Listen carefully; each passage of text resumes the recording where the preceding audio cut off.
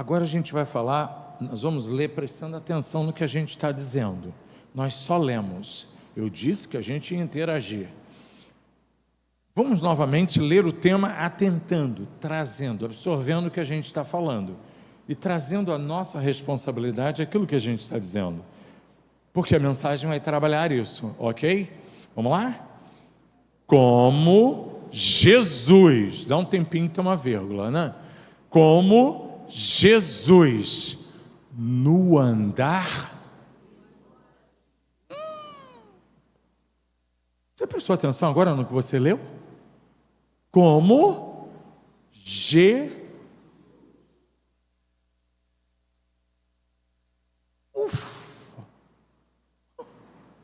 Olha como vai pesando cada vez que a gente vai falando. Não sei no irmão, em mim está pesando. Cada vez que eu vou falando vai pesando. E se não pesou, vou fazer pesar. Já que eu pedi o Espírito Santo para mandar a mensagem. Tem que pesar no final. Eu gostaria que você saísse daqui com esse tema.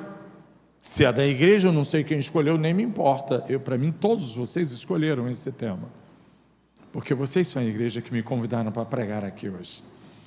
Então, para mim, vocês estão pensando nesse tema, como Jesus no andar e no agir. E aí, cabe-nos uma autorreflexão. Quando a gente apresenta um tema, como o Curicica apresentou ontem, e que o tema chama a atenção, a responsabilidade, eu amo, é uma delícia. Que às vezes tem uns temas que eles são assim meio...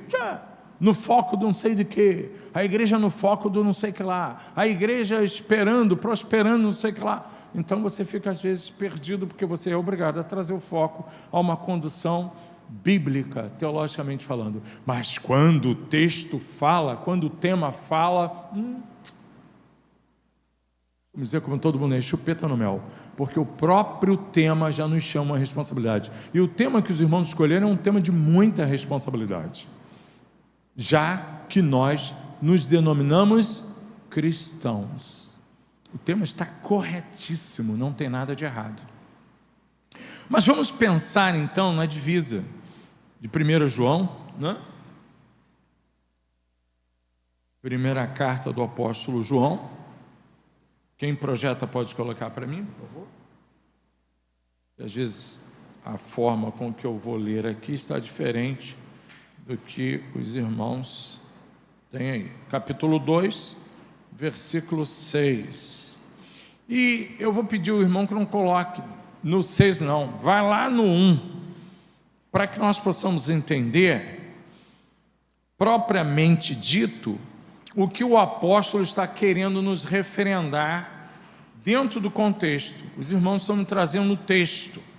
E eu gostaria que os irmãos atentassem para o contexto do que a divisa quer dizer. Para isso precisamos ler a partir do versículo 1, que diz assim: filhinhos meus, essas coisas vos escrevo para que não,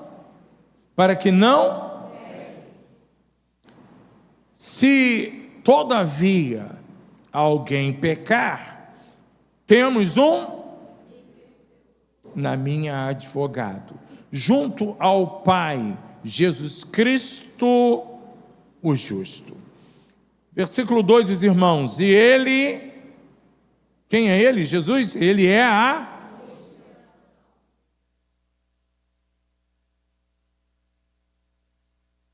cadê os irmãos? Nós vamos interagir. Não somente próprios. Ora, sabemos que o temos conhecido. Somos cristãos, sabemos que o temos conhecido. Tem uma irmã aqui desde a época de José Gomes do Couto, pastor. Então sabemos que o temos conhecido. Essa é uma autoafirmação que o apóstolo está fazendo para aquela congregação que não tem nome no início da sua carta.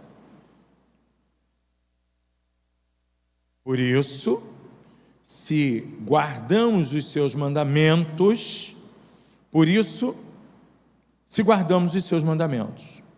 A gente vai conhecer guardando os seus mandamentos. Aquele que diz, eu o conheço, e não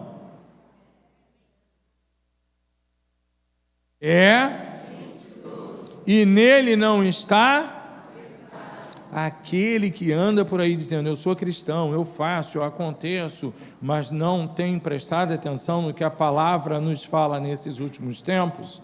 Estou trabalhando só o contexto, tá? Ainda não entrei na minha mensagem. É um mentiroso, vagante. Não é real o seu cristianismo.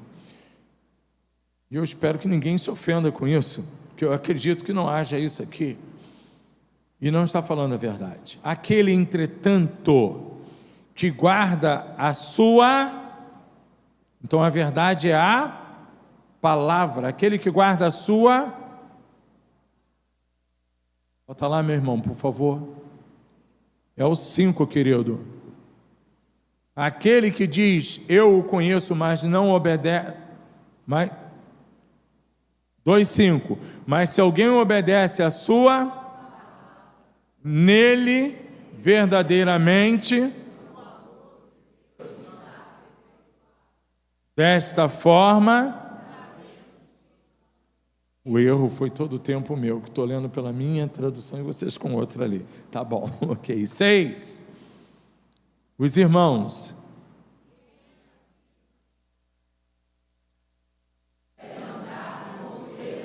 Vamos mais uma vez, que esse agora tem tudo a ver com o texto da divisa que os irmãos me deram. Aquele que diz que está nele, também deve andar como ele andou. Quem afirma...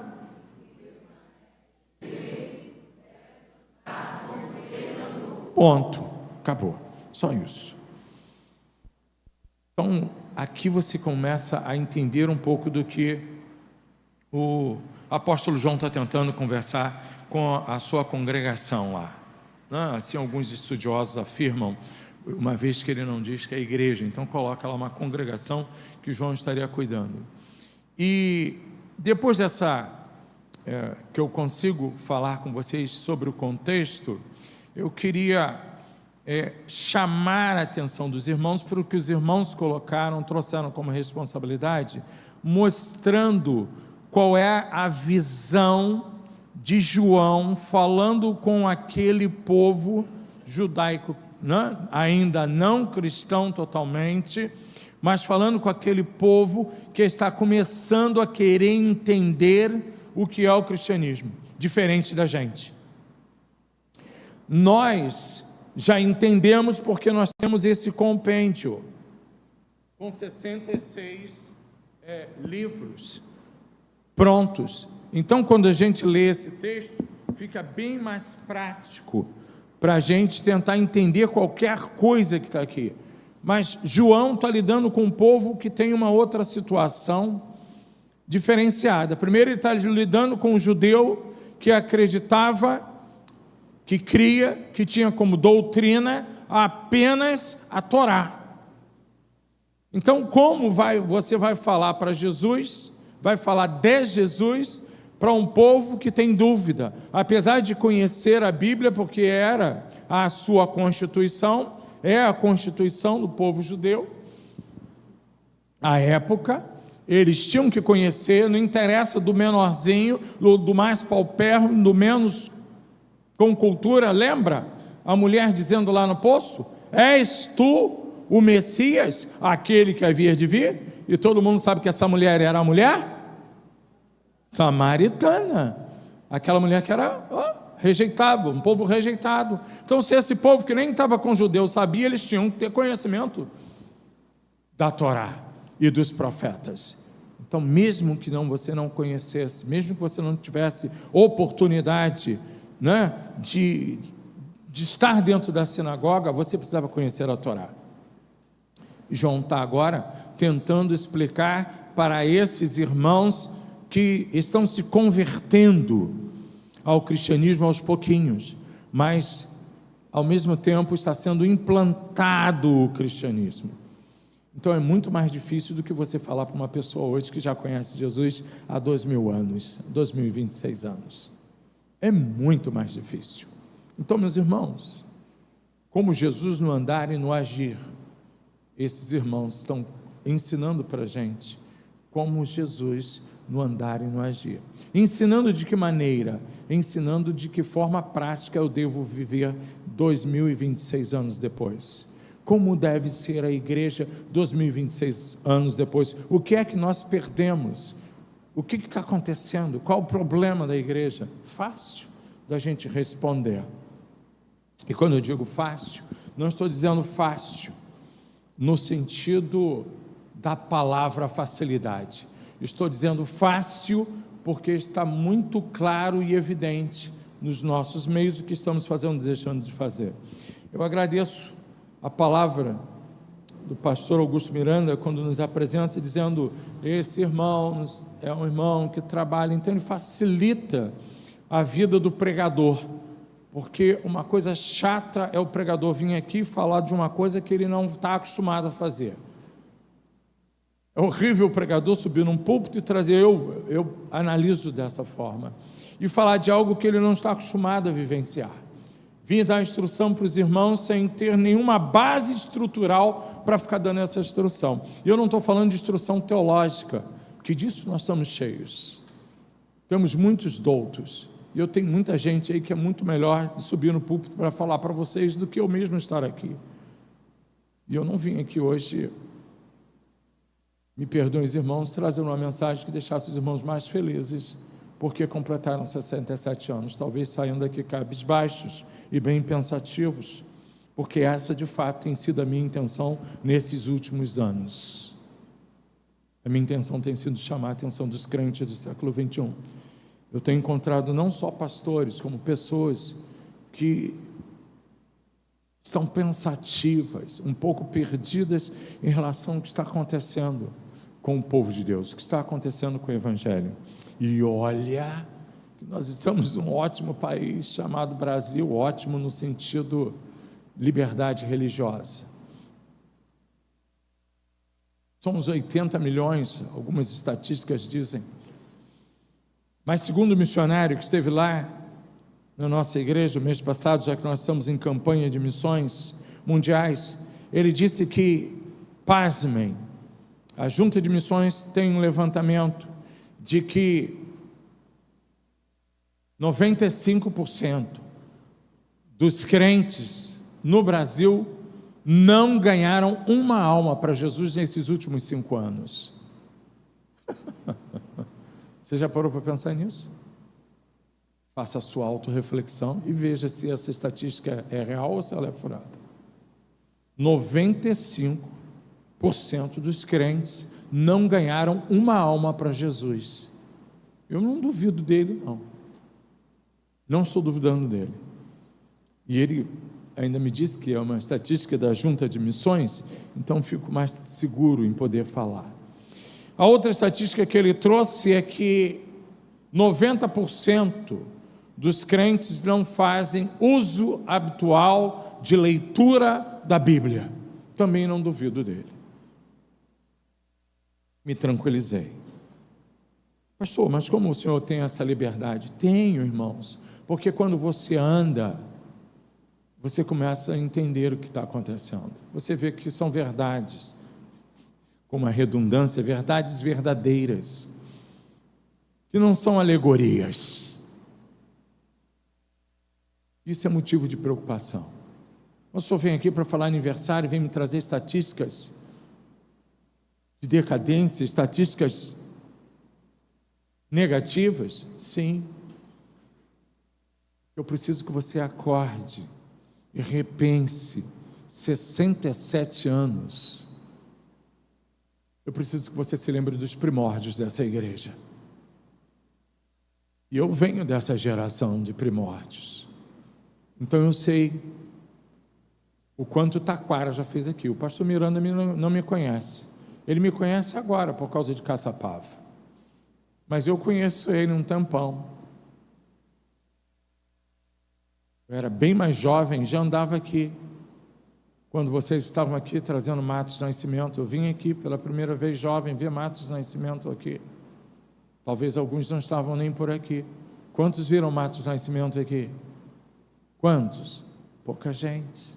Mas essa igreja trouxe esse privilégio, o pessoal de Jacarepaguá encheu, entupiu de gente aqui. E muitas outras programações a gente teve. A primeira encenação do grupo GV foi aqui, na época dele. E a gente vê aqui, quando ele ainda tinha cabelo, que mostrou ali na foto, a gente estava aqui, assistindo o grupo GV, e foi uma coisa incrível, porque naquela noite, quem estava aqui sabe, uma moça saiu de lá, do banco, gritando, no meio do público, eu não me esqueço disso, veio correndo, arrastada. Nem se falava naquela época em questão de homossexualidade, mas era um casal homossexual, e a moça que fazia o papel de ativa, estava ali segurando a outra, dizendo, não, você não vai, e ela deu um grito e disse, não, eu quero hoje esse Jesus, e saiu de lá, cambaleando, se jogando pelo chão, e veio até aqui na frente, provavelmente até mais lá para trás, eu não me lembro como era o templo. Isso aconteceu aqui. Vocês proporcionaram essas coisas para Jacarepaguá. Muitas almas vieram para Jesus por causa de homens que passaram por aqui, que não curtiram esse ar-condicionado, que não sentaram na bancada estofada, gostosa e macia de hoje, que hoje vocês têm. Vocês são mundial da taquara. Sabe o peso da responsabilidade de vocês em Jacarepaguá? Então vou perguntar para vocês, e não precisa me responder, quantas almas vocês ganharam para Jesus hoje, com toda essa mega estrutura que deixaram para vocês, essa mega estrutura de legado que deixaram para vocês? Eu sei que o pastor não pode pregar assim, ele não pode pregar dessa forma, mas quem vem de fora e que não conhece vocês, mas conhece o passado de vocês, pode. Se eu tivesse vindo de outra região, possivelmente não dá para falar da historicidade de vocês, mas estando aqui desde 1966 em Jacarepaguá, conhecendo todas as igrejas, fazendo parte da associação, molequinho, fundando a associação de adolescentes, rodando Jacarepaguá quando só tinha 12 igrejas, andando por esse barro, de Rio Grande, Taquara, Barão, com o pastor Davi Malta, e olha que o cara, mão pesada, mas foi ele que deixou a gente, foi ele que disse, olha, eu deixo vocês fazerem a reunião, mas os meus adolescentes não vão fazer parte desse coloio. Ou seja, ele queria, mas não queria o dedo dele. Na época, o secretário da associação, meu pastor Edmilson Cerqueira, era o secretário, pastor César Marques, presidente da Somaja, e outros homens apoiaram, e nós implantamos a associação Pérola, porque tínhamos que levar os adolescentes para a prata. Mas eu estou falando para você de uma época que todo mundo se reunia ali no centro da Taquara, as igrejas todas se reuniam ali no centro da Taquara, e nós fechávamos Taquara. O evangelho era pregado no dia da Bíblia, e muitas outras programações. Se fechava Taquara, quando não se tinha essa estrutura que tem. Quando Taquara não precisava de ter pessoas na rua, pedindo esmolas ou pedindo alguma coisa, com esse trabalho magnífico que vocês fazem hoje aqui. Eu não sei onde anda aquele povo. Fico lembrando daquela música, onde está aquele povo barulhento, onde está que não se vê nenhum irmão, alguém com voz de lamento vai dizer nesse momento, aquele povo foi embora para Sião. Mas será que é isso que aconteceu com a igreja? Será que aquele povo foi embora para Sião? Ou será que aquele povo está enclausurado? Eu queria ainda aproveitar e dizer para os irmãos que esse momento, esse episódio em que João está vivendo, ele tem alguns problemas, tanto parecidos quanto os de hoje. Alguém pode dizer, meu querido pastor, as dificuldades daquela época eram umas, nossas hoje são muito maiores. E olha que eu já mostrei para os irmãos quantas coisas gostosas nós temos. Eu queria mostrar para os irmãos que, primeiro, socialmente, aquele povo sofria de alimentação, eles não tinham comida, era um povo paupérrimo. É só você pegar e abrir em qualquer filme aí, os 300, Gladiador, e você vai se lembrar que quando o imperador ia entrar para ser agraciado pelo povo, eles jogavam pão para o público. Era jogado pão, porque era o único alimento nutritivo, com caloria suficiente para atender o povo. Essa era uma situação social. A situação era geopolítica. Aquele povo estava sendo dominado por Roma. Vocês sabem disso também. Roma tinha dominado antes de Cristo, já tinha dominado. E eles estavam ali naquela pressão. Havia uma opressão político-financeira, que Israel, na época, então, não lutou com Roma. É uma bate-papo, olha... Vocês já sabem da minha fama e eu estou entrando. E não, tudo bem, pode vir. Sacerdotes, os escribas, toda aquela turma aceitou, e eles vêm e colocam ali um governador que vocês conhecem a história. Pôncio Pilatos é o governador por parte dos judeus, né? Por parte de Roma, e assim continua a história. E vocês sabem também que eles pagavam tributação. Então hoje nós temos uma tributação. Eu não sei se você sabe que o Brasil pagou no ano de 2024, acredito que sim, pagou 2 trilhões e 800 bilhões em 2025, bateu o recorde. Em 2024, 2 trilhões e 600 milhões.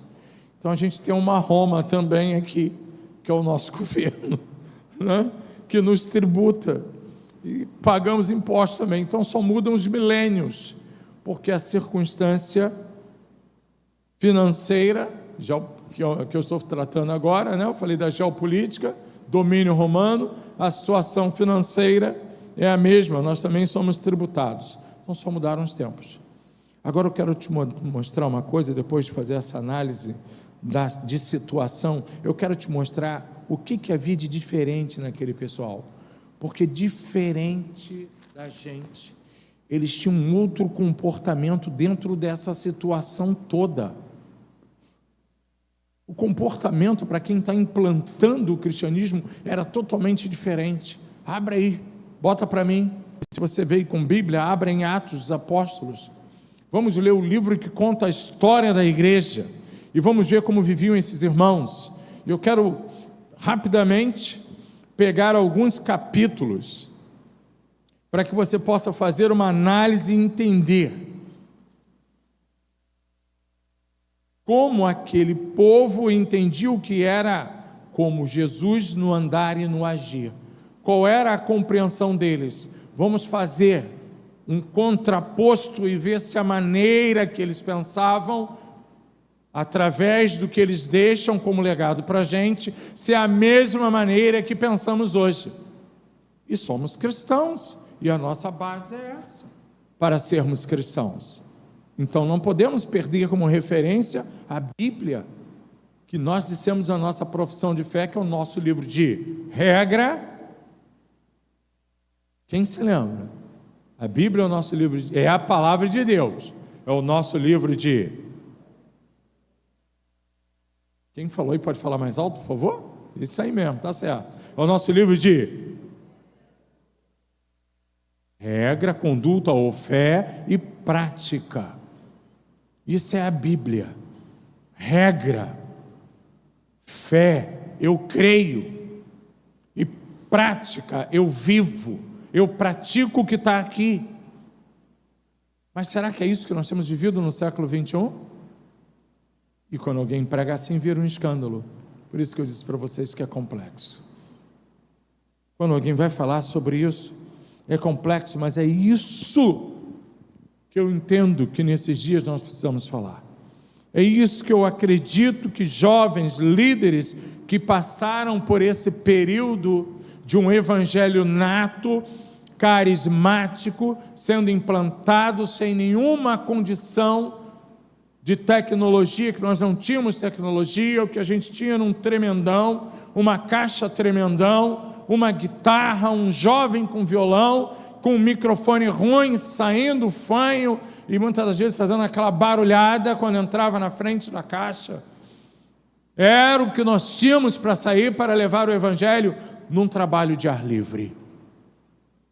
Eu não vou me atrever a perguntar quantos aqui participaram de ar livre, desse negócio sem moda, desse negócio que não existe mais. Eu não vou me atrever aqui a perguntar quantos irmãos distribuem ainda folhetos, antiquado, fora de... E eu vou concordar com você, eu também não distribuo mais folheto, nem me lembro de ninguém que se converteu porque ganhou um folheto, não me lembro, mas era normal, né? E ficava aquele pessoal tudo carimbando o folheto antes de sair para o evangelismo. A gente ficava carimbando aqueles folhetos com o carimbo da igreja para poder você ir entregando às pessoas. Alguns recebiam, amassavam, outros recebiam, botavam no bolso. Eu não sei se ninguém lia essa prática. Lá na minha igreja eu proibi esse negócio. Há muitos anos, há 15 anos lá, eu não deixo ninguém distribuir um folheto. Acabei com esse negócio de distribuição de folheto. Eu detesto ar livre. Não faço trabalho de ar livre. E quando eu comecei a prestar atenção em como viviam esses irmãos, eu mudei toda a dinâmica, já que Deus me deu a oportunidade de ser pastor, aquele garoto ser pastor, eu mudei toda a dinâmica e comecei a ver que o erro não está nos crentes, não está nas igrejas, está em não seguir os princípios que estão aqui. Capítulo 2, no versículo 2 a gente não vai estar lendo, que é a descida do Espírito Santo. Os crentes estão lá naquele momento de Pentecostes, o Espírito Santo chega e toma conta então daqueles irmãos que estão lá. Muito bem. A primeira atitude de Pedro ao receber essa ferramenta que nós ignoramos hoje, quantos aqui se lembram de falar com Deus Espírito Santo? A gente esqueceu. A gente fala muito de Jesus. A gente até se lembra de Deus no início da nossa oração, mas esquecemos as posições. Deus está no trono, Jesus está à destra de Deus, e Ele diz para mim que vai para o Pai, mas vou te deixar um... Essa é a ferramenta que nós temos para fazer todo o trabalho que nós fazemos aqui, todo o trabalho que você vai encontrar feito pelos 12 apóstolos, não é feito mais por Jesus. Sobre a égide de Deus, sem dúvida nenhuma, sobre os cuidados de Cristo, mas sobre a ação meritória do Espírito Santo até que Ele venha. E nós não usamos o Espírito Santo, esquecemos, ignoramos o Espírito Santo. Ou não sabeis vós que sois templo e que o Espírito de Deus habita em vós? Esquecemos. Somos templos do Espírito Santo. Então nós podemos, Espírito Santo, convence. Espírito Santo, nessa noite, a gente fala, Jesus, convence. Jesus salva. Jesus faz. É o Espírito Santo. E por talvez não sabermos usar as ferramentas certas, no momento certo, com os benefícios certos, temos nos deixado ser levados pela engrenagem que está pulando, não entendendo por que a máquina não funciona bem. Eu estou usando uma linguagem metafórica, acredito que os irmãos estejam entendendo. Logo no versículo 14 do capítulo 2, a gente vai ver Pedro sendo usado pelo Espírito Santo. A primeira coisa que Pedro faz quando o Espírito Santo ocupa a vida de Pedro foi pegar um violão e tocar. Tocou um violão e começou a cantar corinho para o povo. Foi isso? Foi ou não foi? Será que vocês vão dizer para mim que foi? Olha lá, hein? É heresia, isso que eu estou falando. Não, ele saiu e foi colocando a mão na cabeça daquelas pessoas e foi orando por elas e foi repreendendo tudo que era espírito demoníaco. Foi isso? Não, não foi isso. Também não. O que Pedro fez foi que começou a pregar o evangelho. Ele começa dizendo: varões galileus. Porque ali haviam 17 nações diferentes que estavam naquela festa. É como se fosse, para você entender, eu vou usar uma expressão, uma fórmula chula: carnaval no Rio de Janeiro, o mundo todo vem para cá. Era para você entender, não que fosse isso. A festa do Pentecostes era outra coisa, mas estava lá desde o Pentateuco, estava lá. Então eles corriam, todas as nações corriam para lá, e aí eles estão lá, e aquelas pessoas acharam que aqueles homens estavam cheios de mosto, ou seja, que eles estavam contaminados pela festa. E aí não, Pedro vai dizer: não, vocês não estão entendendo, a gente não está embriagado, traduzindo, nós estamos repletos de algo que vocês precisam conhecer. E naquele dia, abrindo a boca, olha, ação, evangelion é pregação de boas novas, anúncio de boas novas. Evangelion é ação. Se não houver ação, não há salvação. A ação de Deus nasce no coração dele, segundo João, segundo o evangelista João, no seu capítulo 3. Nasce lá quando ele está conversando com Nicodemos. O amor de Deus nasce lá, mas o amor de Deus não é algo como a gente gosta de ficar falando, não é só falar do amor. Deus agiu, enviou, tomou uma iniciativa, e é por isso que eu e você estamos aqui hoje, porque se Deus não tivesse tomado essa iniciativa, eu não estaria aqui pregando para você hoje, nem você estaria sentado me assistindo. Talvez, quem sabe, você fosse um muçulmano, quem sabe você fosse um espírita, kardecista, quem sabe você fosse um hinduísta, menos cristão.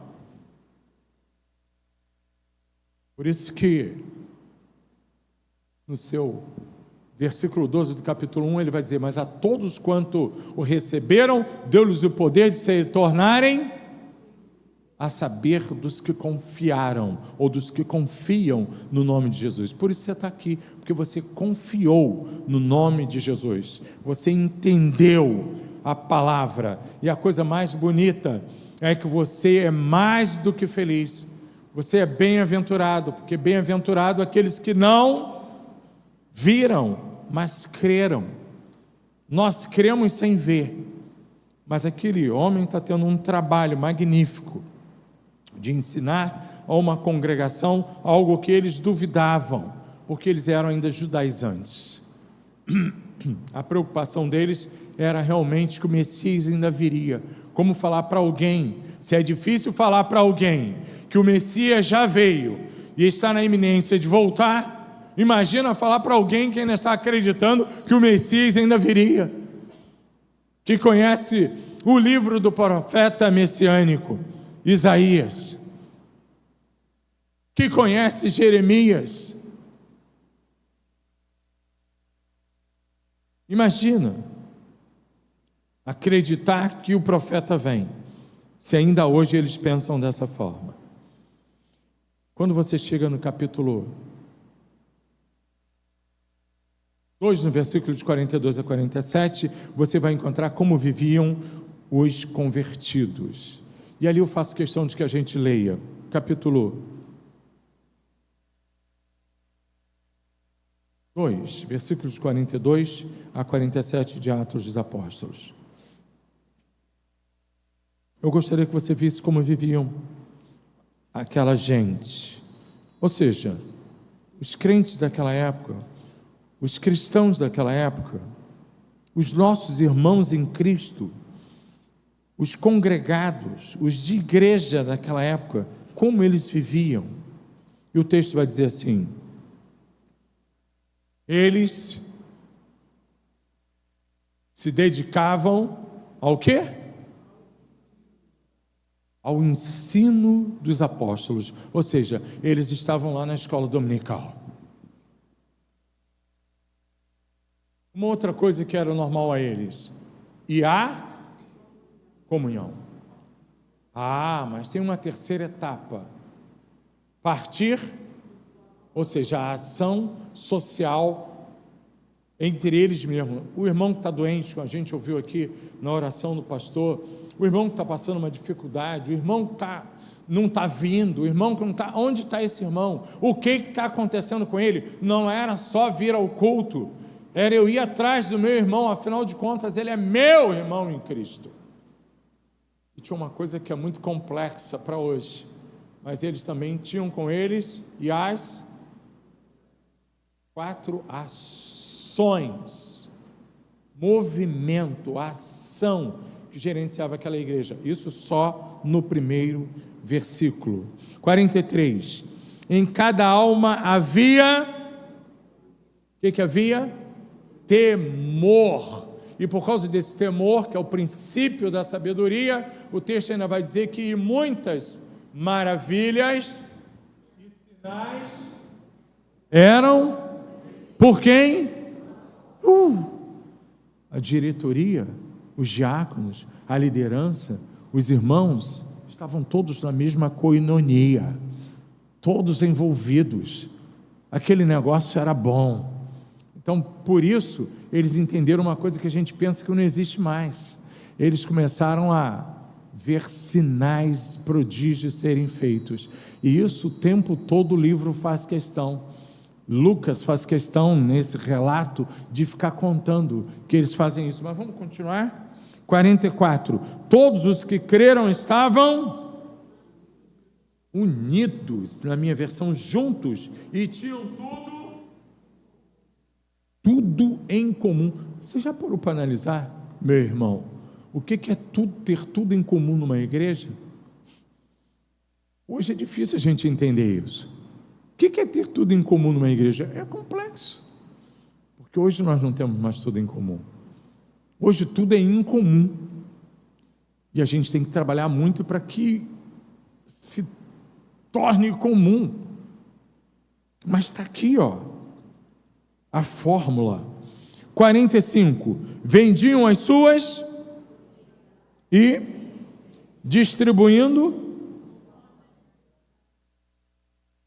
Eu vou parar por aí, porque o 47 vai dizer que o Senhor, por causa dessas atitudes, é quem acrescentava aqueles que haviam de ser salvos. Quando a igreja primitiva, eu não estou falando em nenhuma tolice aqui não, tá? A nossa convenção em 2015, não sei por que cargas d'água, pastor Fernando Brandão, hoje não, né? Agora mudou, é o menino lá é o pastor lá de Guarapari, mas até então era o presidente da Convenção Batista Brasileira. Em 2015, Fernando Brandão resolveu criar esse movimento chamado, e eu fui para lá, para Guarapari, inclusive, convidou todos os pastores batistas para estarem lá, para esse movimento chamado crescimento de igrejas, através de relacionamento multiplicador. Crescimento de igreja através de relacionamento multiplicador. Sabe qual foi a base? Atos capítulo 2, igreja primitiva. Batistas preocupados com os batistas. Eu uso aqui de uma forma bem, às vezes que deve ser usada às vezes só no meio dos pastores. Os papas estavam preocupados com a igreja e começaram a pensar o que está acontecendo. E então decidiram olhar para a Bíblia e acharam a solução. A solução está em voltarmos aos princípios iniciais. Eu fui para lá correndo, porque eu sempre gostei de entender que se a Bíblia é meu livro de regra, de fé e de prática, é isso que eu tenho que viver, é isso que eu tenho que pautar, é por isso que a gente tem que brigar, é por isso que a gente tem que discutir. Se discutimos em casa, temos que discutir pelo que a Bíblia está dizendo que a gente tem que fazer. Se discutimos no nosso trabalho, no nosso emprego, no nosso negócio, temos que discutir pelo que a Bíblia está dizendo para a gente fazer. Se tomamos a frente de alguma coisa como crente, temos que assim fazê-lo pelo que a Bíblia está dizendo que a gente tem que fazer. Se a Bíblia está dizendo que é isso, então é isso. E isso já está cônscio em você, pelo tempo de cristão que nós temos e assumimos. Eu quero pular e mostrar para vocês que lá no capítulo 4, versículo de 1 a 4, eu não vou estar lendo. Pedro e João são presos pelos sacerdotes, depois desse discurso, porque agora eles estão entrando e fazendo milagres, e um deles vocês conhecem, na porta chamada Formosa, daquele moço coxo lá, 28 anos, estava lá na porta, e não se levantava da porta da igreja. Para pensar se não é o que tem acontecido nos dias de hoje. Para pensar se a gente não tem que pular por cima das pessoas dos nossos bairros. Para pensar se não é o mesmo, se só mudaram os milênios, mas os problemas só mudaram, as posições, os contextos só cresceram. Só houve progresso, mas a situação do ser humano é a mesma. Então a fórmula a ser aplicada precisa ser a mesma, talvez com mudanças, as tecnológicas, as bases que nós temos. Mas não tem história. Se você for analisar, Cristo é a ação. Ele diz que meu Pai trabalha até hoje, eu trabalho também. Fazendo o quê? O que nós fazemos como modelo de igreja? Ou fazendo o modelo de igreja de 2000 anos atrás?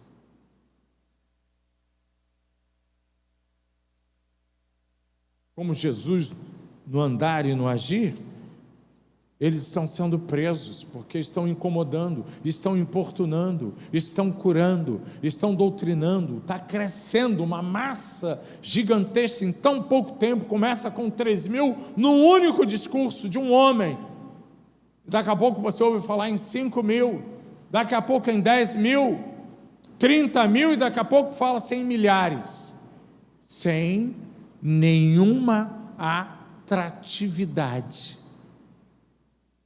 para chamar aquelas pessoas. Não se tratava de uma empolgação,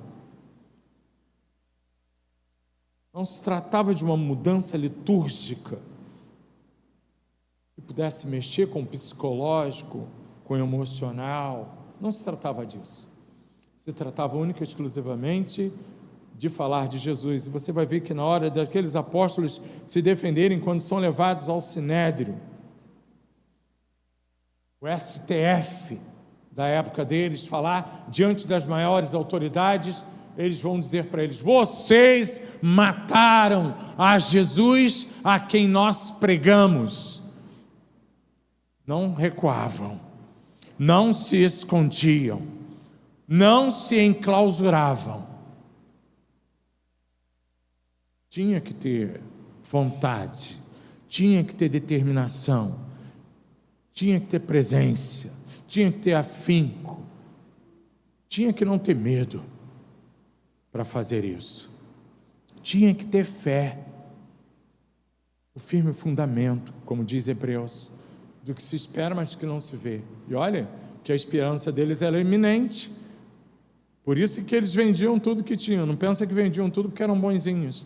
Eles vendiam tudo porque Jesus só, olha, o anjo diz: esse que vocês estão vendo subir, vocês vão ver descer. E eles entenderam que era para o tempo deles, e venderam tudo, não resta mais nada para a gente. Mas eles precisavam vender, porque logo depois começaria 300 anos de perseguição insistente, pelo menos da primeira. Logo depois, no ano 70, o general Tito entra e toma, porque no ano 64, 65, um grupo de rebeldes judeus começam a fazer um trabalho de guerra depois da morte de Jesus e depois da implantação do Evangelho. No ano 70, Tito, que é um futuro imperador de Roma, mas antes general, ele vem e toma. E o que ele faz? Vai lá no templo, lá onde a gente só vê o Muro das Lamentações, e taca fogo em tudo, derruba todo o templo. Só resta hoje o Muro das Lamentações. Mas há algumas coisas que ficaram guardadas, registradas para a gente. É que aqueles irmãos, logo depois que são soltos, eles vão para a igreja e encontram uma igreja em oração. Uma igreja que fica alegre. E que depois, mesmo com as coisas ruins lá fora, capítulo 4, versículo de 29 a 31, a igreja para e ora da seguinte forma: agora, Senhor, depois que eles dão um testemunho de tudo que falaram, de tudo que aconteceu com eles, a igreja se posiciona não com medo, mas ela diz: agora, Senhor, olha para as suas ameaças dadas a eles, e concede a teus servos que anunciem com toda intrepidez a tua palavra, enquanto estendes a mão para fazer curas, sinais e prodígios, por intermédio do nome do teu santo servo Jesus. Tendo eles orado, aconteceu algo lá. O que acontece? No versículo 31, depois de orarem, já pensou nisso? Todos o quê? E foram para casa dormir.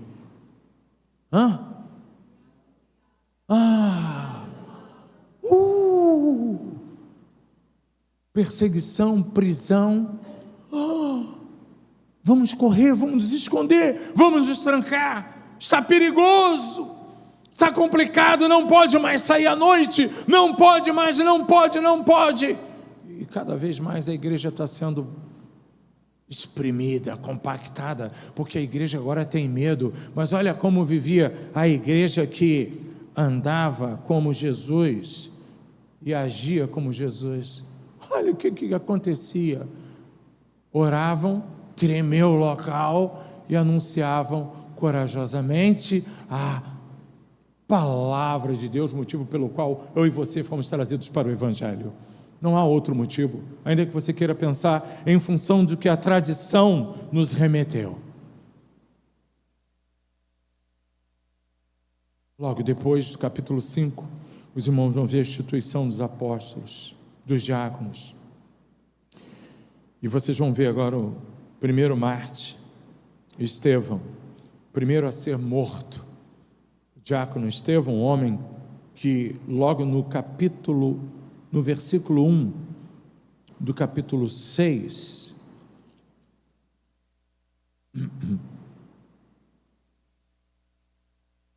versículo 8, antes de fazer a sua defesa, sua inicial, apresentar sua inicial lá no Sinédrio, Estevão, homem o quê? Realizava Estevão, não é mais apóstolo Estevão, é Estevão, você. Não, tem que ser pastor, tem que fazer teologia. Não precisa não. Não, tem que ser, não precisa não, meu irmão. Basta ser você mesmo, crente em Jesus Cristo, aceitou a Cristo como seu único, eterno, suficiente Salvador. Basta ser você. Estevão, homem cheio de graça e do poder de Deus. Por que será que um outro camarada escreve isso nas suas andanças de pesquisas com entrevistas? Esse é Lucas, um entrevistador, um pesquisador, que obviamente entrevistou os apóstolos e que está lá perguntando para um, perguntando para outro e anotando, para que você hoje pudesse tomar conhecimento dos fatos. Por que será que Lucas escreve isso? Alguém contou para ele que Estevão era um homem, assim como você, minha irmã, meu irmão, meu jovem, cheio da graça. O que é graça? O que é graça? Favor imerecido. Era um homem cheio da graça, cheio do favor imerecido de Cristo Jesus. E como Estevão entendeu essa graça na sua vida, ele também emanava poder de Deus. E emanar poder de Deus é algo incontrolável, porque quando se emana poder de Deus, acontece grandes maravilhas e sinais no meio do povo. Sinais no meio do povo que a gente não entende, ainda acontecem no Brasil nos dias de hoje. Às vezes você precisa estar lá no Acre, talvez em Rondônia, em Roraima. E se eu começar a descer, vai melhorando as condições. Nesses lugares não tem UPA, não tem hospital do SUS, não tem a Mil Resgate Saúde. Esses planos que nós temos, não tem. Aí você não entende o que é maravilhas e sinais no meio do povo. Mas o pastor, o missionário, lá no Acre, tem que botar a mão no enfermo e orar. O manauara, que é o amazonense, tem que botar a mão e orar pela enfermidade da pessoa, tem que exercitar os sinais e maravilhas, porque quando ele ora para você, meu irmão, crente em Cristo, sabe o que ele faz? Ora aqui por mim, pela minha dor. Ora, vamos lá em casa, pastor, antes de começar o culto. E o pastor diz: irmãos, sigam, comecem o culto, porque eu vou voltar lá na casa desse irmãozinho. Casebre, pau a pique. Não são as nossas luxuosas casas. E ele tem que orar, porque não tem. E por incrível que pareça, sabe por que ele chama o pastor? Sabe por que se torna habitual? Sabe por que se torna habitual? Vocês já entenderam. É porque passa. O pastor ora e passa. Mas a gente não sai do Rio de Janeiro. A gente não está conseguindo sair nem das nossas casas. A gente só quer vir à igreja ao domingo. E mesmo assim, a gente sai e dá uma olhadinha para o tempo,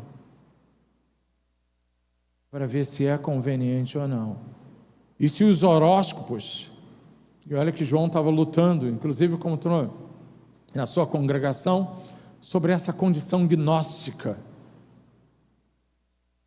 Quando você vai analisar o texto, dentro das margens de estudo, segundo o Dr. Shedd, ele está dizendo que era uma situação gnóstica que estava acontecendo na congregação de João. Ou seja, eles não estavam crendo na ressurreição de Jesus.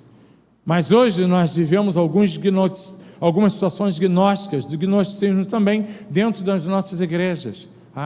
Vou não. A repórter falou que vai ter um grande vendaval essa semana, com possibilidades de queda de árvore, com possibilidades de telha voando, com possibilidades de queda de granito. Não vou à igreja não. Domingo que vem está perto, a gente vai no outro.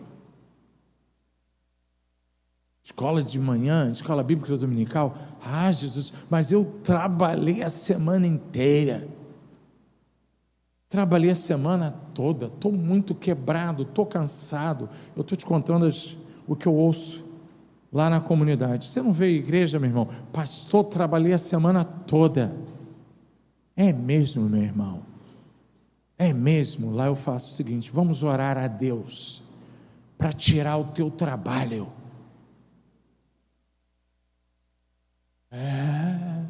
Alguns irmãos falam assim: mas pastor Miranda, recomendo ao irmão.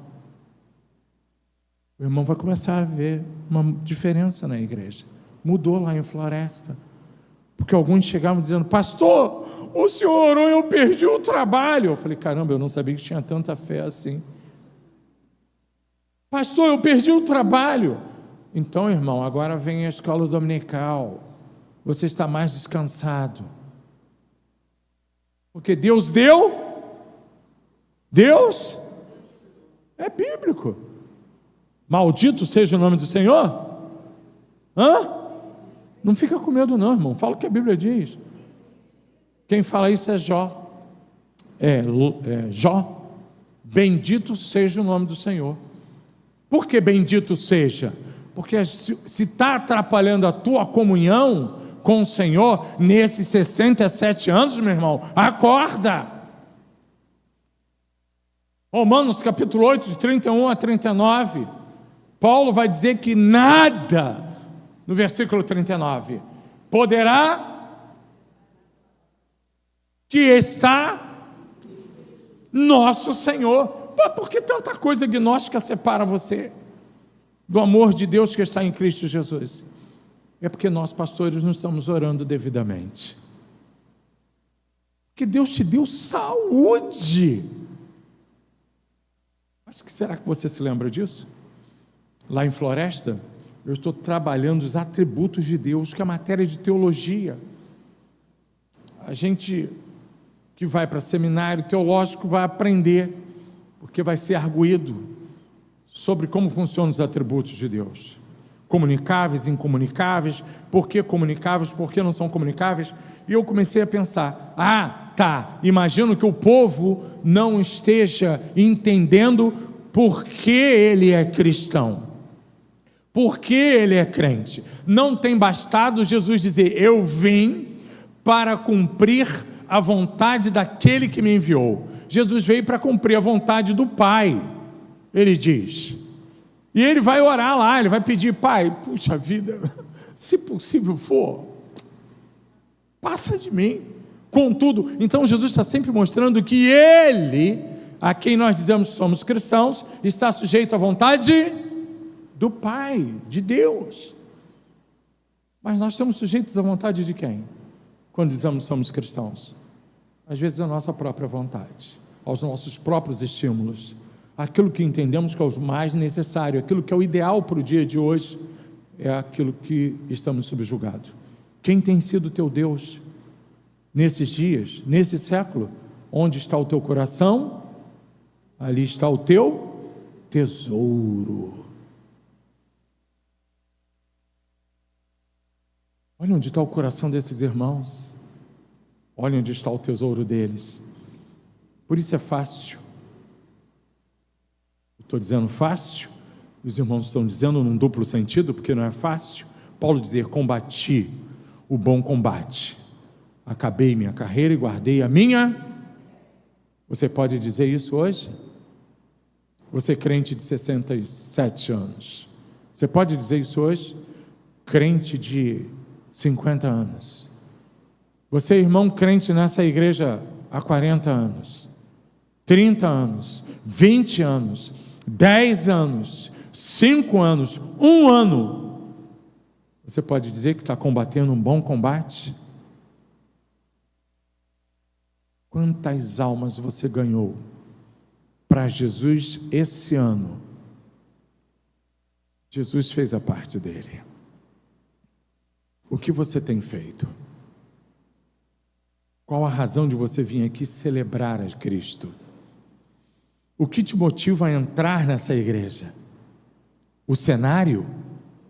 O coral? O pastor? A bancada? A estrutura organizacional da igreja? O tamanho da igreja? Vou te dizer, não vai ficar pedra sobre pedra que não vai ser derrubada. Escatologicamente, Jesus falou isso antes do general Tito derrubar o templo, porque não se trata do templo, se trata de você. Jesus não vem buscar o templo, Jesus vem buscar você. Você é a noiva, e quando se trata da noiva, eu quero começar a encerrar a minha mensagem.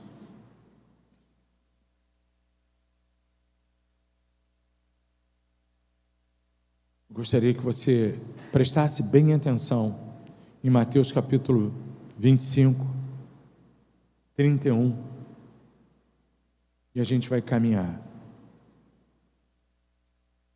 É o próprio Cristo a quem nós estamos dizendo que queremos andar como Ele e agindo como Ele, que está falando isso. Vou abrir aqui, senão eu sinto desejo de ler por aqui.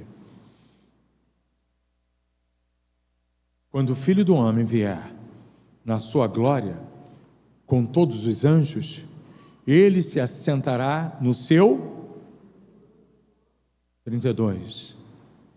Todas as nações, você ainda crê nisso? Serão reunidas diante dele. Presta atenção agora, porque essa parte é chata, é devastadora. E ele separará umas das outras, como o pastor. Meu Deus. Separa ovelha de bodes. 33. Ele colocará as ovelhas à sua e os bodes à sua. De que lado você vai estar, meu irmão? Pensa nisso, faz uma reflexão, porque isso está prestes a acontecer. E se você não se preparar, você pode estar do lado errado. Eu não te conheço, eu posso falar assim. Fica difícil eu pregar assim na minha igreja, mas quando eu não conheço, eu fico muito à vontade para pregar. Porque alguém vai dizer, poxa, o pastor está me chamando de bode. Geralmente o povo faz assim. Então aqui eu não posso fazer isso. Você pode ficar muito tranquilo, eu não te conheço, mas as suas atitudes revelam você para Jesus. Ele vai trabalhar em cima disso. 34. Então o rei dirá aos que estiverem à sua esquerda: venham, recebam como herança desde a criação do mundo. Eu vejo que alguns têm medo de repetir o que Jesus está dizendo, que vai ser tão gostoso. Recebam como herança o reino que foi preparado para vocês desde a fundação. Já está lá preparado, presta atenção. Eu sei que você às vezes não crê nisso, o tempo fez a gente desacreditar, mas está lá, eu creio, senão já tinha metido o pé do Evangelho. 35. Agora vem aí uma coisa que também é complexo para o século 21. Eu gosto de usar isso, porque essa é a modalidade que Jesus vai usar para classificar, nesse caso, as ovelhas dos bodes. Ação, trabalho evangelístico. Eu estou lendo esse texto, mas Jesus deixa uma tonelada, força de expressão. Ele deixa uma tonelada de texto para mostrar o quanto nós temos que trabalhar pelo evangelho dele. Mas nesse texto eu gosto porque ele culmina, ele mostra também na finalização como será. E o texto diz assim: pois eu tive Isso é uma forma de trabalho evangelístico. E vocês me deram. Louvado seja Deus, os irmãos têm feito isso aqui. Pode marcar uma cruzinha aí. Passaram. Outros eu não vou saber dizer, mas esse eu sei, estou acompanhando junto com vocês. Tive sede, e vocês me deram. Lembra que sede não é água. Eu sou a água da vida. Aquele que me der de beber, aquele a quem eu der de beber, nunca mais terá sede. Jesus está falando sede da sua palavra, nesse caso. Vocês me deram de beber. Fui estrangeiro, e vocês... Estrangeiro, vocês não me conheciam, nem sabiam quem eu era. Pode riscar a cruzinha aí também. Vocês têm feito isso com pessoas que vocês não conhecem. Necessitei de roupas, e vocês... Eu sei que o pastor tem feito isso. Ele me chamou outro dia, sabendo que eu sou um pastor de comunidade, que a Igreja Batista da Floresta não fica na estrada como a de vocês. Ela fica lá no alto do Morro do Banco, lá no final do Itanhangá, antes de você subir para o Alto da Boa Vista. Tem golfe clube e muitas moradias lindas, mas a igreja está lá em cima há 42 anos. Eu sou pastor dessa igreja, trabalha dentro de uma comunidade, uma favela, com 35 mil habitantes, 5 mil famílias.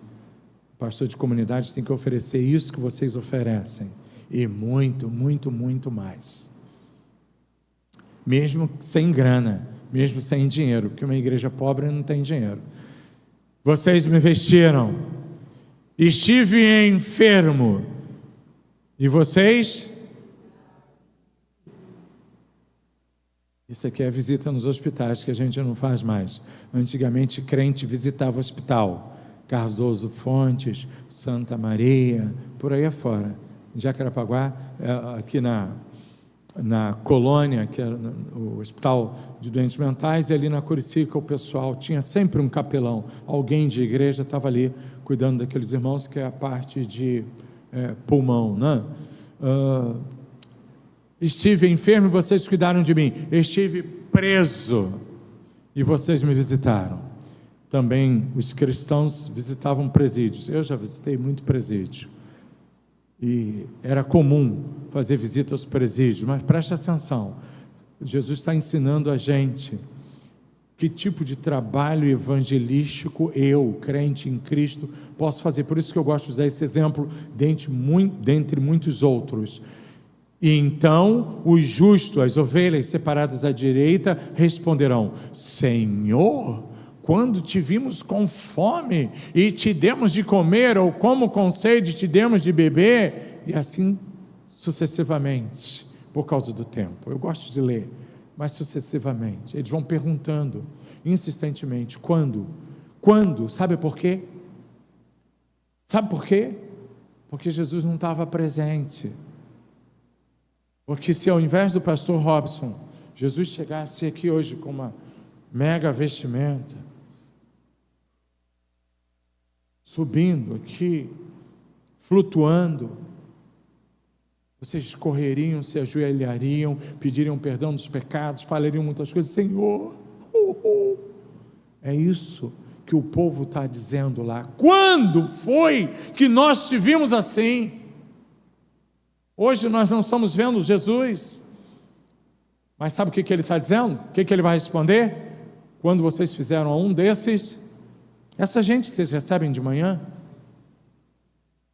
bandido, ladrão, prostituta, malandro, 71, estelionatário, assaltante de banco, clonador de cartão, que não está só nesses não, está lá em cima também.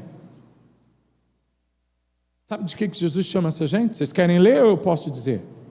Sabe de que Jesus chama essa gente toda?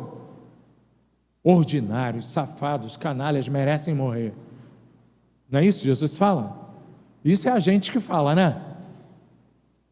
Isso nós que falamos. Safado, merecia morrer. É isso aí mesmo, tomou um tiro, estava assaltando, roubou o celular, tem que ser preso. Cuidado, meu irmão, porque Jesus está dizendo que quando vocês fizeram um desses pequeninos, vai entender a mente de Cristo. Você quer entender a mente de Cristo? Eu não quero, eu só quero cumprir. A mim vocês estavam fazendo. Então, igreja, a gente não pode parar. E é por isso que lá em Floresta, mas eu não vou ler outra parte é chata, né? Porque a outra parte vai mostrar o contrário, vai mostrar ele falando com os bodes: apartai-vos de mim, malditos, para o fogo eterno, preparado para o diabo e seus anjos. E ele usa a mesma regra: porque eu tive fome, não me deste de beber, tive sede, não me deste de... tive fome, não me deste de comer, tive sede, não me deste de beber, estava preso, não me estava enfermo, nu, era estrangeiro. Está mandando para a conta de alguém isso. Por isso eu perguntei antes: cuidado, meu irmão, de que lado você vai estar? Mas Senhor, quando foi que nós, se fosse o Senhor, se a gente tivesse visto o Senhor, se nós víssemos que era o Senhor mesmo, nós teríamos feito. Bastava o Senhor dizer: sou eu, Jesus, nesse pequenino, nesse bandidão, nesse estelionatário. Se o Senhor dissesse: sou eu, a gente corria. Não, não tem que ser dessa forma. Você tem que sentir isso em você, segundo Jesus. Quando vocês não fizeram a eles, vocês não fizeram a mim, porque vocês quiseram avaliar da maneira de vocês, pensar como igreja de vocês, pensar a forma de igreja de vocês, a modalidade, a estrutura. Vocês não quiseram medir o que estavam fazendo para mim. Quando vocês não fizeram para esses, a mim vocês não fizeram. Eu já estou encerrando. Tiago capítulo 4, de 14 a 18, o texto vai dizer, o apóstolo Tiago vai dizer que uma fé sem obras, ela é morta. Você pode ter tamanha fé, minha irmã, meu irmão querido, mas se você não tem feito a obra, eu não estou falando a obra de construção da igreja, não estou falando a obra de abrir, a obra de zeladoria, não estou falando a obra de cantar, de fazer parte do coral, eu não estou falando da obra, eu não estou falando dessa obra, eu estou falando da obra de ganhar almas, porque então será pregado o evangelho do reino a toda criatura, e após isso virá, quem sabe terminar esse texto? O fim. Se você não sabe, não adianta, vai ficar pior, porque enquanto não for pregado o evangelho do reino a toda criatura, o fim não vem. Palavras de Jesus. Se o evangelho do reino não for pregado a toda criatura, o fim não vem. Então, se você não quer o fim, é fácil, não pregue o evangelho, porque a palavra de Deus é irrevogável, Deus é imutável, Ele não volta atrás na sua palavra. Não pregue o evangelho, não ganhe almas para Jesus, e nós vamos levar mais tempo nessa terra maravilhosa, cercados de coisas maravilhosas, nos preparando para ir para a Lua, para ir numa cápsula viajar para a Lua, para ir para Marte. Projetos estão aí para 2027, 2030, uma estação na Lua. A gente vai chegar lá, vai ser uma bênção. Não pregue o evangelho, é fácil, mas viva o terror que nós estamos vivendo cada dia mais. Mas você quer mudar a vida de uma pessoa? Pregue o evangelho a tempo e fora de tempo. Não perca o seu trabalho para isso, por isso. Seja empresário, eu não perdi nada, muito pelo contrário, eu ganhei muito. Deus foi generosíssimo comigo. Um garoto que nasceu na comunidade do Morro de São Carlos, em 1961, Deus foi maravilhoso comigo, porque aos 13 anos eu me converto, e dali para cá o meu interesse é ganhar almas para Cristo, e eu não perdi nada como funcionário público, saí de lá com tudo que era de direito, sem imaginar que poderia alcançar os mais altos escalões que eu alcancei, porque não entrei para isso, fui para lá para o estado de necessidade, mas eu orei, pedi: Senhor, me dá um emprego, para que eu possa sustentar meus irmãos, para que eu possa sustentar minha família, com 18 anos depois que perdi minha mãe. E Deus me deu, ouviu minha oração, ouviu a oração daquele garoto, que só tinha uma calça para a igreja e que o pessoal encarnava. Quando tu bota a calça no varal, ela chega lá, ela não está mais lá, né? Por quê? Ela está aqui na igreja. E naquela época não tinha bullying, era tudo natural. Esse garoto ganhou todas as promoções, que ele foi para o Estado Novo, prestou concurso público com 19 anos, com 50 estava aposentado, com tudo que tinha direito e além, dentro da sua carreira pública. Paralelo a isso, já que havia vantagem, nós somos empreendedores na empresa, e crescemos, trabalhamos para muitos órgãos públicos dentro do Rio de Janeiro, executando, fazendo grandes obras. Melhor época, a maior fase em que nós ganhamos dinheiro foi na época da Covid. Eu nunca fiz tanto laboratório. Fomos fazer laboratório em Petrópolis, para uma empresa chamada DASA Engenharia, que tem lá 500 laboratórios no Brasil inteiro.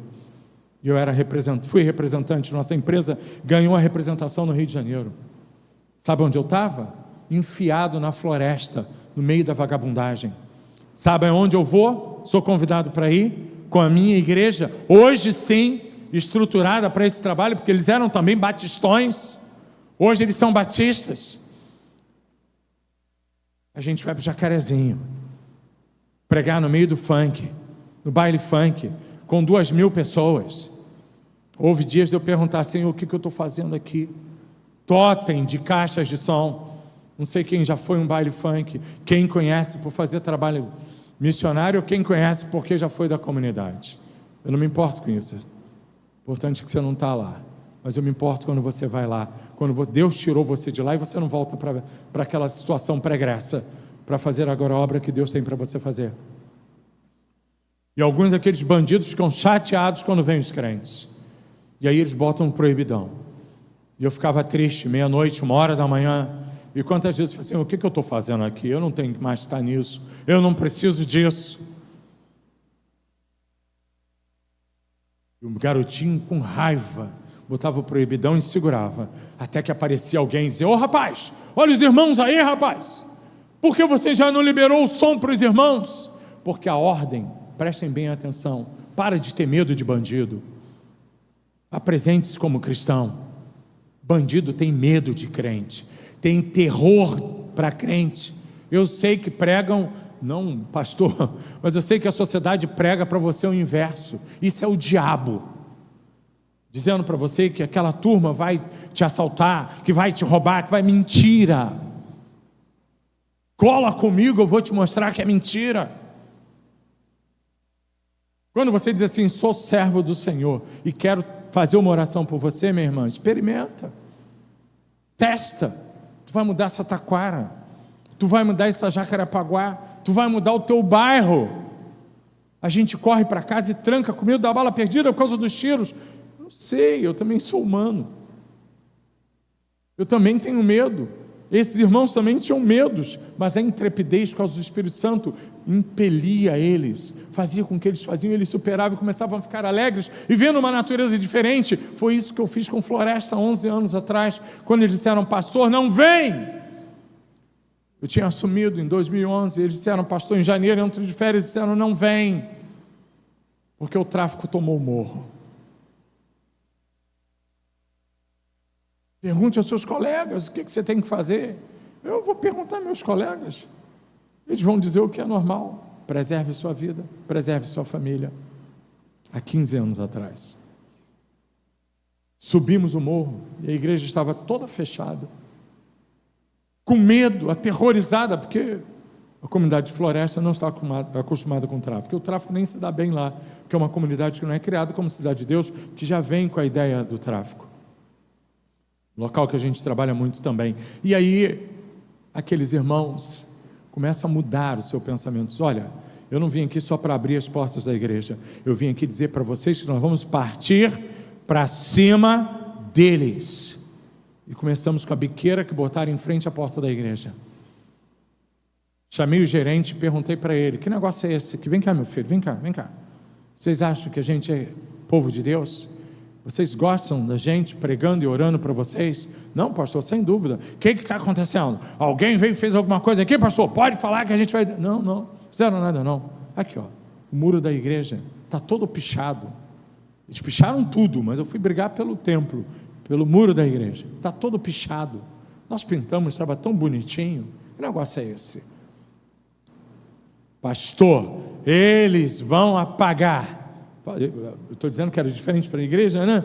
Do outro lado da rua da igreja estava lá, e os meninos estavam vendo, o gerente dizendo, ninguém mandou pichar o muro da igreja, eles vão apagar, eles vão pintar, eles vão pagar pela pintura. E os jovens naquela hora, já encorajados com o movimento do pastor, é isso aí, é isso mesmo. Shhh, calma aí, gente, não se mete nesse negócio. Querido, olha só, eu não quero que eles pintem. Muito obrigado pela mão de obra. Então, pastor, vê quanto é o material. Esse é o teste do diabo. Vê quanto é o material, porque nós queremos dar todo o material necessário para a pintura. Basta dizer quanto é e a gente paga. Não é nada. Eu só quero te pedir uma coisa. E durante 15 anos eles cumprem essa promessa. Nunca mais pichem o muro da igreja. É a igreja defrontando, é a igreja apresentando o evangelho, é a igreja dizendo, vocês não vão condenar Jesus aqui, é a igreja dizendo, vocês vão ter que engolir a gente na pregação do evangelho.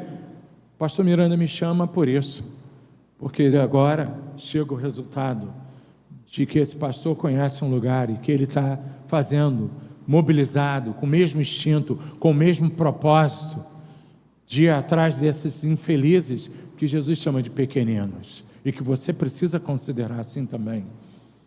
O trabalho está dentro da tua igreja, envolva-se com ele. O trabalho está dentro da tua região, envolva-se. Vai devagarinho, ouça essa pessoa, ouça o que ela tem a dizer, ouça qual é a necessidade dela, não só critique. Mulher, onde estão os teus acusadores? Eu posso te condenar, vou te mandar para o inferno, não é isso? Hein? Nem eu te condeno. Para de condenar, meu irmão. Só fala para o pecador: querido, vai e não peques mais. Nem sempre vai ser assim. Às vezes você vai ficar triste, porque ele vai pecar de novo. O vício, outras coisas, é um trabalho cansativo lidar com pequeninos. Mas para fechar esse texto, eu quero que você abra em Apocalipse, capítulo 22.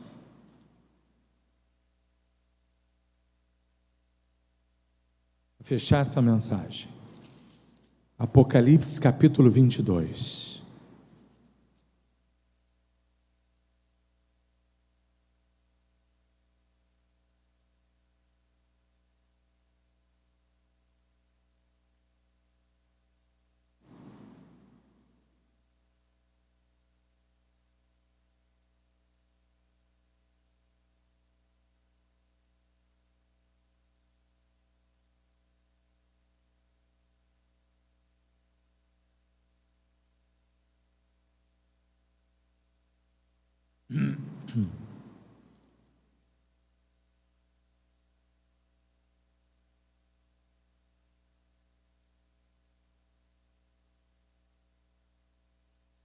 Versículo 21.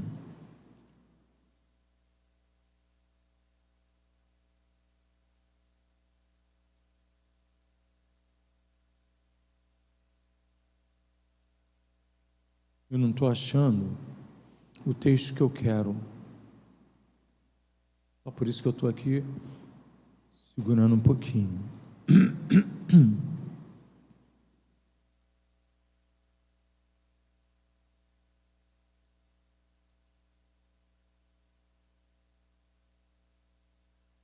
Vamos lá.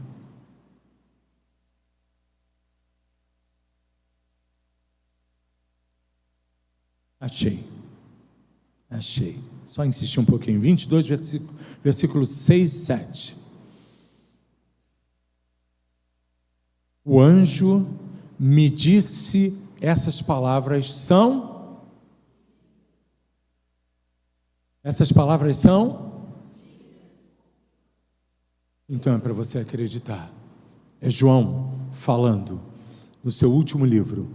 O Senhor, o Deus que governa os, enviou o seu anjo para mostrar aos seus, eu e você, as coisas que em breve hão de, eis que venho, bem-aventurado aquele,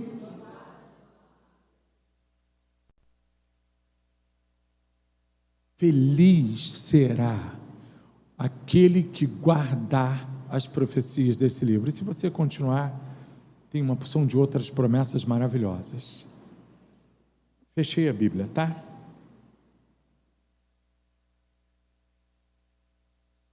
Eu não estou dizendo para você que Floresta é o modelo perfeito de igreja. Tem uma porção de problemas lá, a começar pelo pastor. Mas eu estou dizendo para você, eu sou feliz de ser pastor em Floresta. Porque Floresta me ensinou, a comunidade, aquela gente, aquele povo, aqueles bandidos, aqueles assaltantes, clonadores de cartão, me ensinaram uma porção de coisas que certamente eu levaria anos e não aprenderia. Eles me ensinaram a como lidar com os pequeninos de Jesus. E hoje aquele povo faz isso. Vive, povo que eu digo crente, salvo, ganho para Jesus, Eles vivem lá, adorando, é uma coisa gostosa, porque você vê um modelo de cristianismo diferenciado, você vê uma fé diferente, você vê um testemunho. As nossas mensagens são de testemunho. Em Floresta, todo crente tem que pregar, subir na tribuna e pregar, porque a pregação é diferente. É a mulher que vai pregar que seu marido era um bebum, e que ela já tinha perdido, e agora Deus restaurou ela, a família, e deu emprego, e deu isso. O outro vai dizer que usava droga há X anos, e que foi para o centro de recuperação, voltou e agora está trabalhando na obra do Senhor. Você vê uns caras no nosso grupo que botam áudios cantando, 35 anos sem trabalhar. De coco, que eu não deixo chamar, entrou para o evangelho e tem que mudar o nome. Qual é o teu nome? Paulo Trindade. Então agora você é o irmão Paulo Trindade. E o de coco, ele entra lá na igreja com medo, dizendo: pastor, eu corria, eu não queria papo com esse cara, mas eu prometi para Deus que eu ia entrar em cada beco, em cada viela, em cada andar, para cima ou para baixo, becos, vielas, que eu estaria ali ocupando. Eu atravesso cachoeira para ir atrás das pedras, achar o pessoal que está escondido da polícia. Porque tu é bom pra caramba? Não, eu sou medroso pra caramba. Eu sou medroso, mas o Espírito Santo, aquela ferramenta que eu te falei no início, me impele a isso. Eu vou para dentro da mata. O bandido me para e fala: pastor, eu quero falar com o senhor, eu quero uma oração do senhor. Eu tenho só 3 minutos dentro da minha contagem de tempo. Eu quero falar com o senhor. O que é, meu filho? Filha, vai embora, essa conversa vai levar muito tempo. Eu quero que o senhor ore. Por quê? Porque eu estou assumindo o morro. Autoridade para o cara pedir oração ao pastor. Vocês podem ganhar isso também. O outro saiu da cadeia ontem. Cadê o pastor? Eu quero falar com o pastor. Não conseguiu falar. Eu sei que eles já me trouxeram. O pastor, ele cheirou a noite toda. Queria falar com o senhor. O senhor não estava aqui na sexta-feira, ele cheirou a noite toda. Mas ele continua querendo falar com o senhor. E você, por que você está aqui hoje me trazendo essa notícia, pastor? Porque eu procurei o senhor. Porque meu filho, queriam matar o meu filho, prenderam num quarto. Isso é hoje, gabinete hoje, na parte da manhã. Ele conseguiu fugir pela janela. Eu queria pedir para o senhor ir no tribunal para soltar ele. Mas eu não podia soltar o teu filho no tribunal. Eu sei que o senhor não podia. Mas o senhor tirou fulano. Fulano anda lá, no encontro com os homens da comunidade, que você pode ir lá para ver como funciona. Pede licença ao teu pastor, vai lá ver como funciona. Você não precisa ir tão longe em Caçapava, uma vez por ano em setembro, para ver só o nosso centro de recuperação. Você precisa fazer um trabalho aqui, porque você tem gente usando droga aqui. O teu vizinho lá está usando droga, o filho da tua vizinha, o teu filho, teu neto, aqui na igreja está usando droga, que eu sei, porque esse é o problema de toda a igreja. Teu marido, teu neto, teu cunhado, teu genro está usando bebida alcoólica. Como resolver esse problema? Só vai em paz, que eu estou orando por você? Não, precisa de ação. Ação do Espírito Santo. Os crentes hoje precisam fazer esse curso intensivão. Vamos lá para o Jacarezinho, vamos lá para o Chapadão. Pastor Valdonier, pastor, passa aqui, vem cá, no baile funk, para pregar. Quando o garoto libera para a gente, você chega lá e dá uma palavra e começa a cantar. Quando Jesus me estendeu a sua mão, quando Ele estendeu a sua mão para mim, eu era pobre e perdido, sem Deus, sem Jesus, quando Ele estendeu a sua mão para mim. Você sabe o que acontece? O Espírito Santo vai lá e começa a vir um monte de crente, tudo chorando, no meio daqueles bandidos com armas, aquelas menininhas com sainha, mostrando tudo, começa a vir tudo, os pequeninos começam a mostrar que são pequeninos, eles começam a vir chorando, para perto do palanque que antes servia de... eles começam a vir, e ali você ora por todo mundo. Por isso que eles não gostam que a gente vai, porque a gente atrapalha o baile funk. Eles voltam para casa arrependidos, e eu não sei quantos, porque eu não estou na comunidade, não fico lá, mas eles voltam para a casa do Senhor arrependidos. Eu ficaria a noite toda aqui contando para vocês como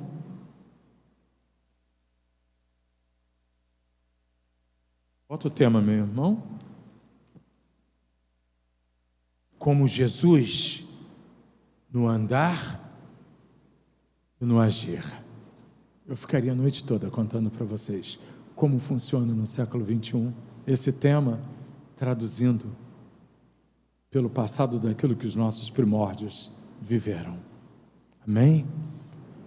Peço aos irmãos que se coloquem de pé para que eu possa encerrar a minha palavra com oração, e eu já vou devolvê-lo ao pastor Miranda. E lembrem-se, não podem convidar o pastor Robson para pregar, porque ele leva um tempo trazendo a mensagem, que é aborrecedor para aqueles que não entendem que o nosso Deus é atemporal. Se a mensagem falou ao teu coração, eu queria convidar você a orar comigo. Todo dia eu peço, Senhor, me ajuda, me dá coragem para fazer esse trabalho. Não foi fácil no início, foi complicado.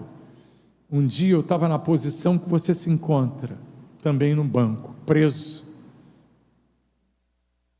trelado, agarrado a ele, mas era latente o desejo no coração de fazer essa obra.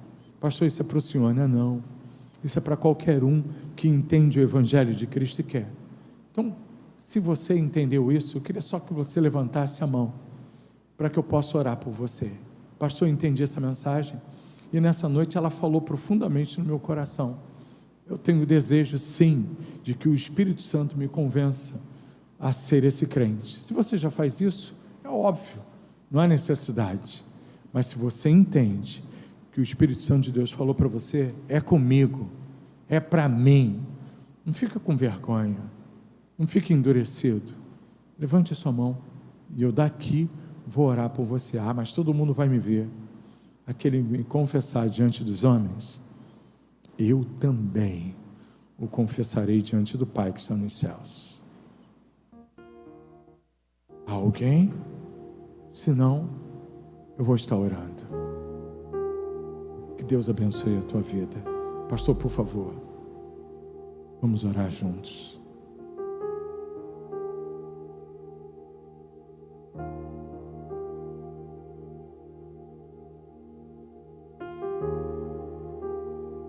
Pai de amor, eu sou muito grato. Completei, Senhor, a missão dessa noite. O Senhor abriu esse canal para que teu servo pudesse falar a essa igreja nessa noite. E eu tenho convicção de que teu Espírito falou. Eu senti aqui. Então, Pai, rogo eu hoje que não a minha palavra, não a minha silhueta, não a minha verbalização,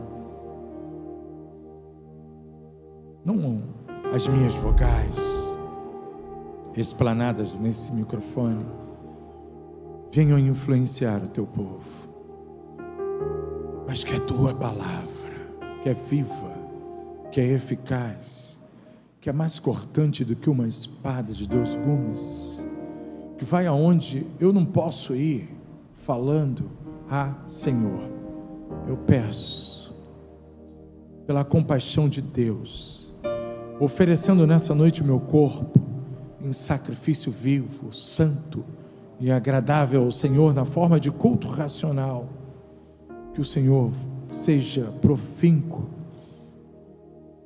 aquilo que foi dito nessa noite. Importuna o teu povo, Senhor. Vai lá na alma, mexe com eles, incomoda-os à noite, incomoda-os no sono, incomoda-os no decorrer dessa semana, desse mês, desse ano.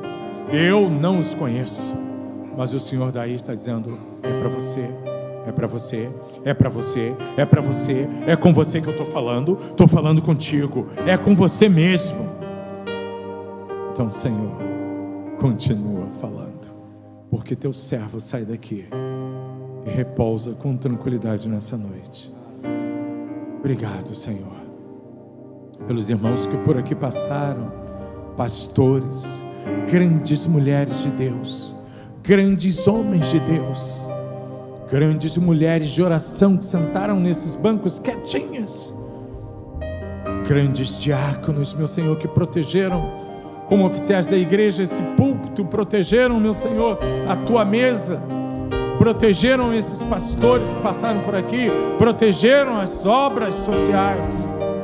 Muito obrigado por esses grandes homens, muitos na glória, Senhor, aguardando receber o galardão que o Senhor tem para dar. Obrigado pelo teu servo pastor que está nesse tempo, junto com a sua esposa, junto com a sua diretoria, junto com os seus diáconos, junto com o seu ministério de louvor, junto com aqueles que, como vogais, são administradores nesse trabalho.